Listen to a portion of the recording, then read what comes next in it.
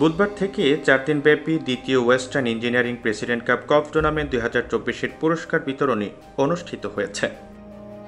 শনিবার সন্ধ্যায় army golf ক্লাবের গলফ গার্ডেনে এই পুরস্কার বিতরণী অনুষ্ঠিত হয়। প্রধান অতিথি হিসেবে এই টুর্নামেন্টের পুরস্কার বিতরণ করেন বাংলাদেশ সেনাবাহিনী প্রধান general SM Shafiuddin Ahmed. Spread the golf across the country. We need lot of sponsors. I always appreciate, as the president of the Bangladesh Golf Federation, anybody coming forward for sponsoring golf. I really be very happy and grateful to them. Without sponsors, this expensive game cannot be conducted. But this is a unique sport. When someone is in it, he or she gets engrossed.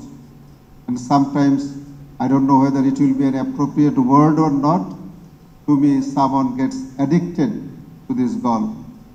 So, but at the same time I must admit that out of many sports and recreation, this is one of the finest.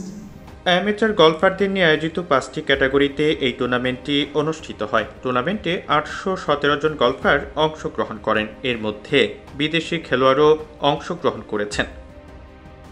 টুর্নামেন্টে শাহিন বাবু overall champion হওয়ার গৌরব অর্জন করেন। এছাড়া veteran winner brigadier general Jahangir Kabir অবসরপ্রাপ্ত, senior winner colonel Abdul Hannan Sharif অবসরপ্রাপ্ত, lady winner Shaila Hasan এবং junior winner master Mehran Tasin Rahman পুরস্কার প্রাপ্ত হন।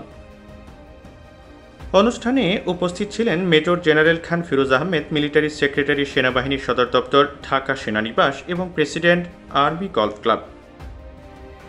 এছাড়া এই অনুষ্ঠানে ঊর্ধ্বতন সামরিক কর্মকর্তা, স্পন্সর, আর্মি গলফ ক্লাবের সদস্য, বিশিষ্ট ব্যক্তি, খেলোয়াড় এবং গণমাধ্যম ব্যক্তিরা উপস্থিত ছিলেন।